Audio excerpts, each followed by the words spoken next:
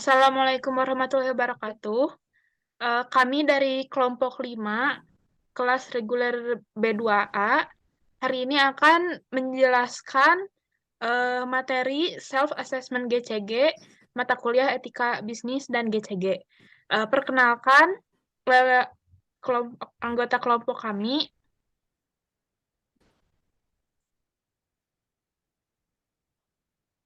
Saya sendiri Sri Hardianti, lalu ada Nira Happy dan Rinjani Lustia. Materi yang pertama akan dijelaskan oleh Rinjani Lustia. Kepada Rinjani Lustia dipersilahkan. Baik, terima kasih Sri. Self-assessment GCG. Assessment adalah upaya untuk mendapatkan data atau informasi dari proses dan hasil pembelajaran untuk mengetahui seberapa baik kinerja di perusahaan. Penilaian bertujuan untuk mengetahui tingkat kecukupan penerapan GCG di suatu perusahaan. Assessment menjadi bagian dari mekanisme check and balance. Dengan assessment, maka pencapaian kegiatan dapat diketahui dengan pasti dan tindakan lebih lanjut untuk memperbaiki kinerja suatu kegiatan dapat diterapkan. Perseroan secara berkala melakukan pengukuran implementasi GCG. Hal ini dilakukan untuk memperoleh penilaian yang objektif mengenai implementasi GCG di perseroan. Asesmen GCG di perseroan dapat dilakukan secara mandiri oleh internal perseroan ataupun dengan menggunakan jasa pihak independen evaluasi eksternal.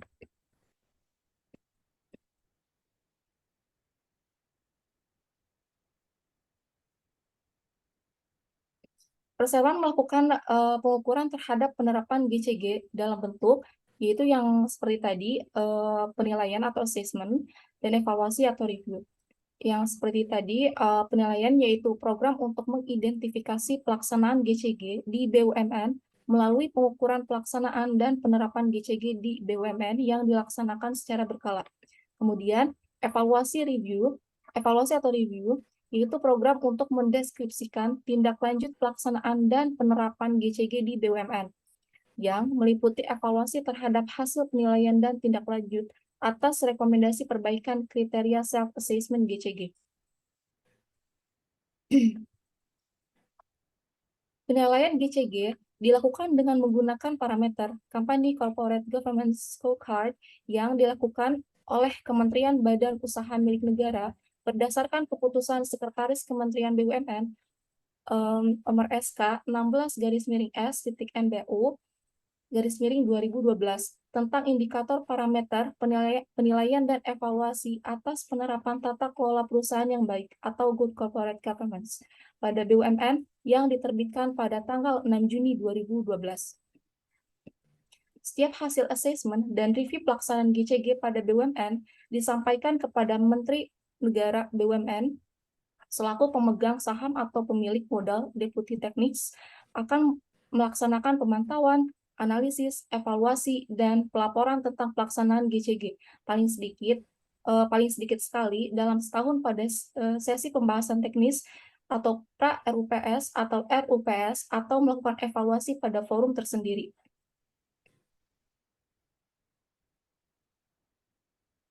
Berikut adalah beberapa daftar mengenai aktivitas self-assessment GCG, yaitu yang pertama, melakukan kick-off meeting dengan direksi dan manajemen untuk membangun persepsi yang sama tentang pelaksanaan assessment GCG.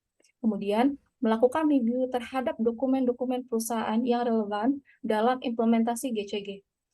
Melakukan penyebaran kuesioner dan wawancara dengan Dewan Komisaris, Direksi, Sekretaris Dewan Komisaris, Sekretaris Perusahaan, Biro Pengawasan Intern, pejabat satu level di bawah direksi, dan kepala kantor wilayah atau cabang.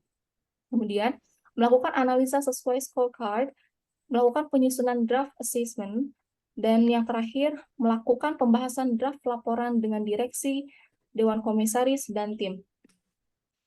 Baik, materi berikutnya akan dijelaskan oleh saya. Berikut adalah proses self-assessment GCG, yaitu pada tahap pertama dilakukan pengumpulan data. Pengumpulan data ini didapatkan dari review dokumen, pengisian kuesioner, dan hasil wawancara sebagai bukti agar perusahaan mengetahui kondisi objektif pelaksanaan GCG di perusahaannya. Setelah data didapatkan dari cara-cara tersebut, dilakukan analisis. Analisis dilakukan dengan meninjau aspek-aspek mana saja yang memerlukan perbaikan dan peningkatan dalam pelaksanaannya. Pada tahap ini diberikan indikator atau skor aspek-aspek penilaian sehingga memudahkan analisis dengan adanya pengkategorian. Lalu berikutnya setelah dilakukan analisis dan didapatkan hasil tertentu, kemudian dilaporkan dalam bentuk laporan asesmen. Lalu tahap yang terakhir, dilakukan penilaian dan rekomendasi. Setelah laporan tersebut dipublikasikan, dilakukan penilaian oleh pihak internal perusahaan dan pengajuan rekomendasi-rekomendasi untuk peningkatan aspek-aspek tertentu dari penerapan GCG yang memerlukan peningkatan. Eh, Berikutnya, Berikutnya ada tata cara pengisian kertas kerja self-assessment GCG. Seperti yang telah dijelaskan oleh Rinjani sebelumnya, bahwa eh, penilaian asesmen GCG itu menggunakan scorecard atau kertas kerja. Maka saya akan menjelaskan tata cara pengisiannya. Yang pertama, penilai, menelaah, dan memahami kolom indikator atau parameter aspek implementasi GCG dan faktor-faktor yang diuji kesesuaian implementasinya. Berikutnya, setelah dilakukan penelaahan, penilai menyusun analisis kecukupan penerapan GCG. Penyusunan analisis ini dilakukan dengan melakukan proses-proses berikut. Yang pertama adalah menetapkan metode perolehan data yang akan digunakan untuk menilai setiap faktor yang akan diuji sesuai kesesuaian penerapannya. Yang kedua, mengumpulkan informasi yang relevan untuk penilaian pemenuhan faktor-faktor yang diuji.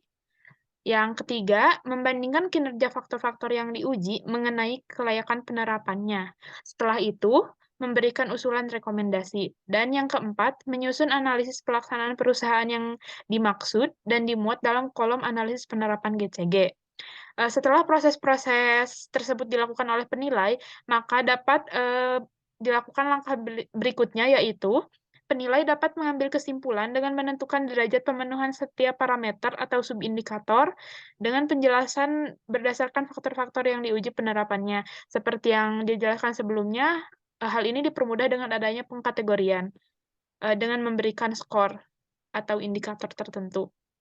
Lalu tahap yang terakhir, penyusunan hasil akhir evaluasi implementasi GCG, yaitu dengan penjumlahan skor tertimbang semua indikator pada aspek yang bersangkutan.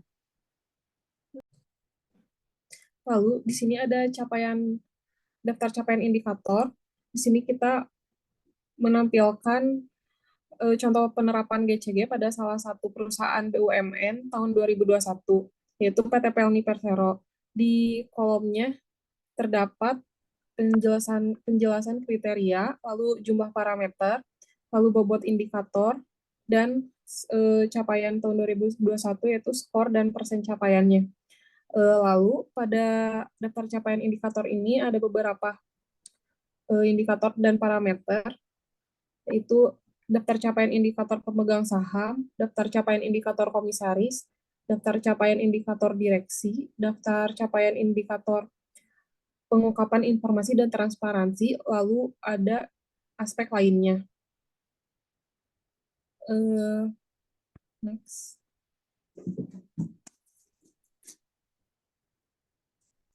Lalu ketentuan skor parameter, yaitu yang pertama tingkat pemenuhan rata-rata dari seluruh faktor yang diuji.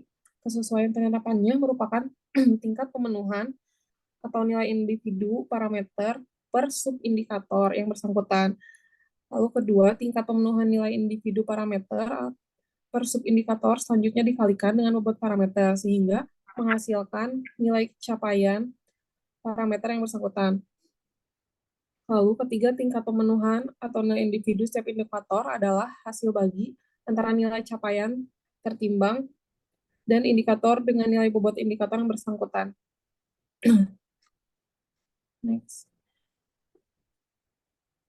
Lalu penilaian aspek penerapan GCG itu, yaitu menggunakan pengukuran CGPI, yaitu Corporate Governance Perception Index.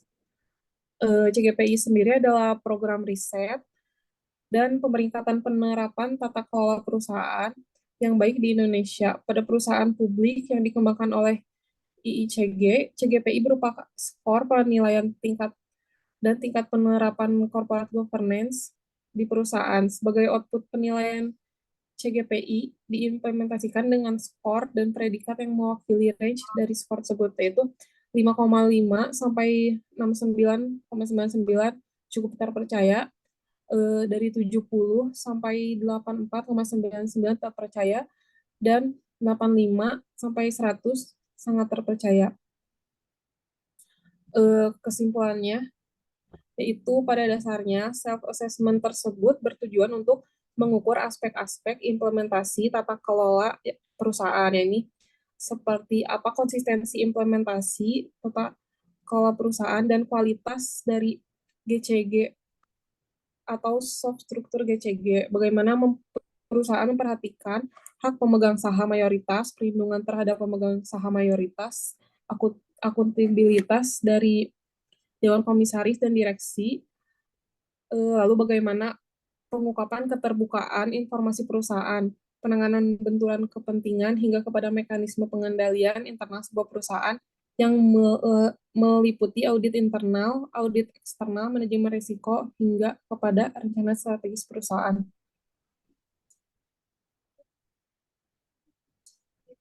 Sekian presentasi dari kelompok kami. Mohon maaf bila masih ada kekurangan. Terima kasih atas perhatiannya. Wassalamualaikum warahmatullahi wabarakatuh.